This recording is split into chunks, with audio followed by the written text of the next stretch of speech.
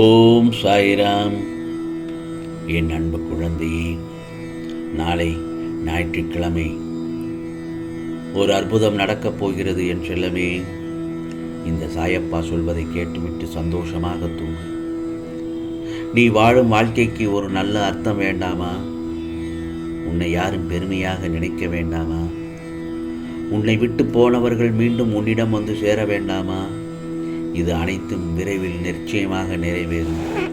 ஒரு நாள் நீ சற்றும் எதிர்பாராத விதமாக நல்ல செய்தி உனது வாயிற்கதவை தட்டும். எத்தனையோ முறை உன்னை வீழ்த்தி பார்க்க ஆசைப்பட்டார்கள், நடக்கவில்லை, முடியவில்லை. உன்னை தரக்குறைவாக பொய்யுரைக்க ஆசைப்பட்டார்கள், அதுவும் முடியவில்லை. உனக்கான ஆபத்துக்களையும் உண்டாக்க நினைத்தும் அதுவும் முடியவில்லை. இதற்கெல்லாம் என்ன காரணம்? உன் கர்ம பலன்களை. நான் உன்னுடனே இருப்பதை மறந்து இது போன்ற செயல்களில் ஈடுபட முயற்சி செய்கிறார்கள் அவர்கள். என் செல்லமே, எனது அனுமதியின்றி உன்னை தொட முடியுமா? யார்தான் செய்வது? என்ன காரணம்? வேறு யாரும் இல்லை. உன்னை சுற்றி நல்லவர்களை தவிர மற்றவர்களுக்கும் இடம் கொடுத்திருக்கிறாய், சில தீய மனிதர்களுக்கும். இதை தவிர உனக்கு நம்பிக்கை இல்லை எதிலுமே. முதலில் உன்னை மாற்றிக்கொள்ள பழகிக்கொள். பிறகு நடக்கப் போவதைக் கண்டு நீ ஆச்சரியமாக பார்ப்பாய். நான் உன்னை அழைக்கிறேன், வா, விரைந்து வா. நான் அழைத்தால் மட்டுமே உன்னால் வர முடியும்.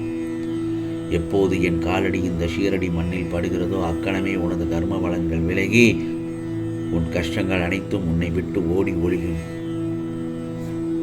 அதே சமயத்தில் யார் யார் உனக்கு துன்பத்தை கொடுத்தார்களோ அவர்கள் இன்றைக்கு நிச்சயமாக நன்றாக இருப்பதை போன்ற தோற்றங்கள் உனக்கு தெரியும். நான் சொல்வது சரிதானே? கெட்டதை செய்கிற அனைவரும் நன்றாக இருக்கிறார்கள். சாயப்பா, நல்லதையே செய்கின்ற நான் மட்டும் ஏன் கஷ்டப்படுகிறேன் என்று எரிச்சலோடு சில நேரங்களில் என் மீது கோபம் படுகிறாய். கவலைப்படாதே. அவர்கள் காலையில் பூத்து மாலையில் வாடும் பூவை போன்றவர்கள். இப்போது உள்ள மேன்மையிலிருந்து கீழே தள்ளப்படுவார்கள். என் செல்ல பிள்ளை, நீயோ விருட்சத்தை போன்றவர். நீ ஆழ வேரூன்றி நிற்பாய். அநேகம் பேர் உன்னை ஏமாற்ற வந்தாலும் அயர்ந்து போகாதே. எத்தனை இழப்புகள் வந்தாலும் சோர்ந்து போக மாட்டாய்.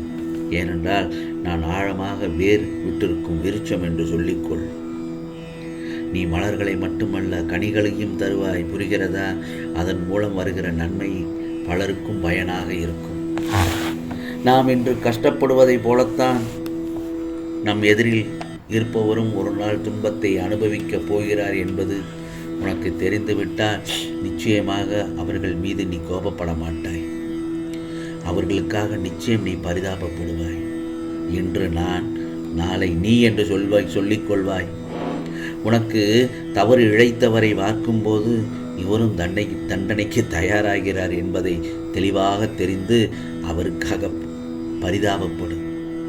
இப்படி செய்யும்போது எந்த ஒரு சூழ்நிலையிலும் நீ பாதிக்கப்பட மாட்டாய்.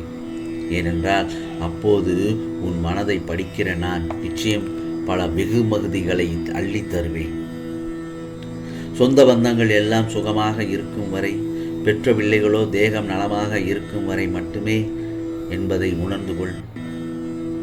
தேகம் அதேபோல் அவர்கள் செய்கிற அவமதிப்புகளை அலட்சியம் செய்துவிட்டு துணிவுடன் துண்டை உதறி தோல் மீது போட்டுக்கொண்டு இந்த சாயப்பாவிடம் வா. நான் உனக்கு பணிவுடை செய்யும் நல்ல குழந்தையாய் இருப்பேன் சாயி. அறிவுரை கூறுவதில் நல்ல குருவாய் நடப்பேன் சாயி. துக்கம் வரும்போது தோளில் போட்டு தட்டும் தாயாய் இருப்பேன் உனக்காக. கவலைப்படாதே. உனக்கான ஞான ஒளியை ஏற்ற வைக்கிறேன். விழிப்புடன் என்னை பின்தொடர்ந்து வா. வாழ்க்கையில் எங்கும் துன்பமே தீமையே என்று எண்ணினால் அதனால் வரும் எண்ணங்கள் எதிர்மறையாகவும் தீமையாகவும் தான் இருக்கும். எண்ணங்கள் அழகானால் வாழ்க்கை அழகாகும். எண்ணங்களை நீ நோக்கும் பொருட்டு மற்றும் அதன் வெளிப்பாடுதான் உன்னுடைய எண்ணங்கள். உன் இயல்பான குணாதிசயங்களிலிருந்து வருவது. ஆனால் குணத்தின் முழு சாயலில்தான் எண்ணம் என்றால் இல்லை. உன் குணம் என்பது உன் ஆன்மாவுடன் ஒன்றானதல்ல. அப்படி இருக்கும் பட்சத்தில் அதற்கு ரூபங்கள் கிடையாது. நேர்மறை எதிர்மறை என்ற கோணங்கள் எதுவும் கிடையாது. ஆனால் எண்ணம் என்பது உலகியல் ஆசைகள் படர்ந்து உள்ளதால் உன் நிஜ உருவத்தை மறைத்து நிழல் போல பின்தொடரும். உன் குணம் என்னுடன் ஒன்றான விஷயம், அதை பற்றி நீ கவலைப்படாதே.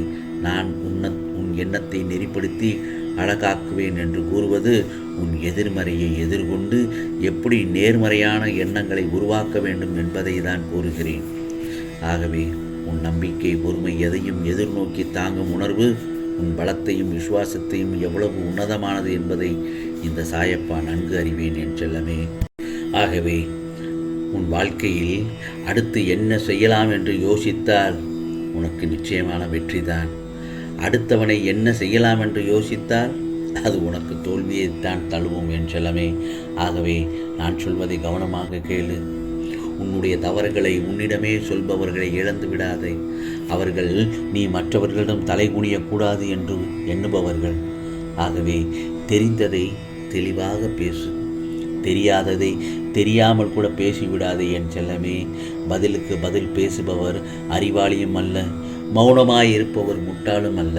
நான் சொல்வது புரிகிறதா? ஆகவே எந்த வேலை நமக்கு அதிக பலன் அளிக்கிறதோ அந்த வேலைதான் உயர்வான வேலை என்று நினைத்து விடாதே. இது ரொம்ப தவறான எண்ணம். எந்த வேலை உழைப்பு இருக்கிறதோ அந்த வேலை தான் நல்ல வேலை.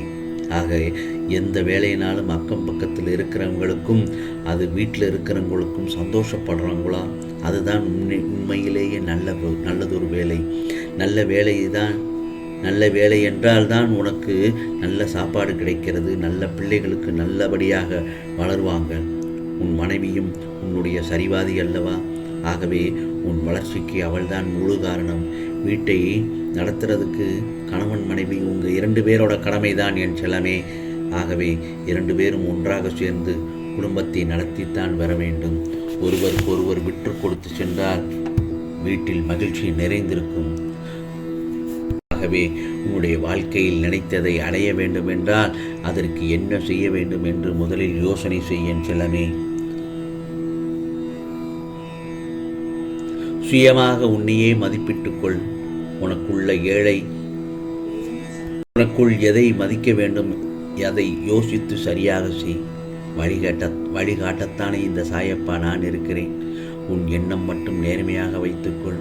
நான் நிச்சயமாக உனக்கு உதவி செய்வேன். நாளைய பொழுது உனக்கு நல்ல பொழுதாக விடியும் என் செல்லமே. நான் சொல்வதை கேட்டு விட்டாய் அல்லவா? நிம்மதியாக தூங்கு. நாளைய பொழுது உனக்கு நல்ல பொழுதாக விடியும். உனக்கானது நிச்சயமாக நல்லதே நடக்கும், நல்லதே நடக்கும். ஓம் சாய்ராம், ஓம் சாய்ராம். ராம்ஜி அருள் கிடைக்கட்டும்.